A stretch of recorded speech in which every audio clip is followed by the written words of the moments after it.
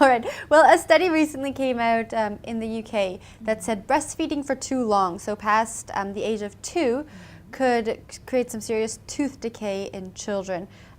You've obviously worked with women who breastfeed. You have your own children. In your opinion, have you seen this happen?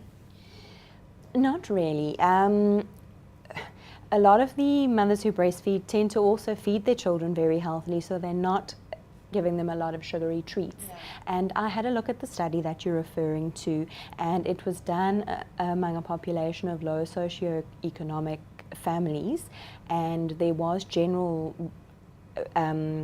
tooth decay in the children who were both breastfed and bottle fed. Okay. So it did show a correlation with breastfeeding, but it didn't show us the direction. It didn't tell us if those children were getting cavities in spite of being breastfed or because of being breastfed.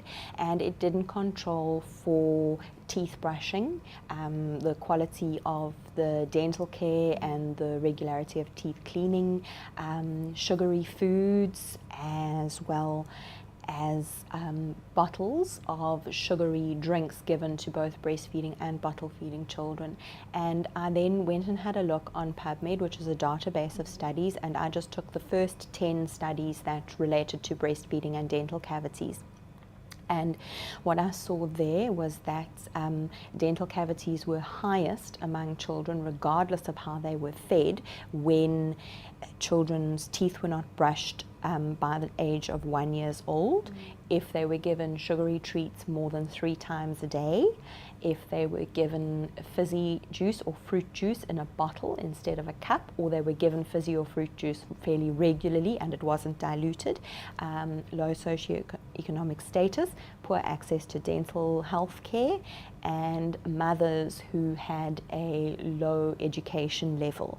And then regardless of how the child was fed, they had cavities, and there was no difference between the breastfeeding children and the bottle feeding children. So a lot of different factors there that come into play. Come into play. Yeah. The other thing as well is that with breastfeeding, the nipple is very far back in the mouth on the hard palate. So for milk to be expressed from the breast, the nipple has to be far back in the mouth there, and the milk goes directly down the throat. It doesn't sit pooled in the mouth at all.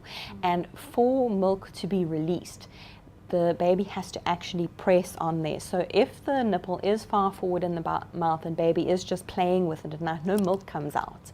Breast milk does have lactose in it, which is a milk sugar, but it isn't sitting in the mouth pooled anywhere near the teeth. It's going straight down the throat. Whereas a bottle in a mouth is much further forward. It's on the hard palate in front, not the soft palate at the back. And that milk does drip even when the baby is not actively sucking, even if the baby is just playing with that bottle teat or not even touching it. That milk is going to continue to drip, and it does sit there. So I think the key thing here is that no matter how you feed your child, there are many other factors that come into play, and that good oral hygiene is the most important factor. And I feel comfortable reassuring mothers that so long as their children have good oral hygiene, they're brushing those teeth. If they are going to give them diluted fruit juice, that they do it in a cup, and that it's more water than it is fruit juice, and that it is a treat, and that sweets are a treat. Then breastfeeding is not going to cause cavities, but it is not going to stop them either.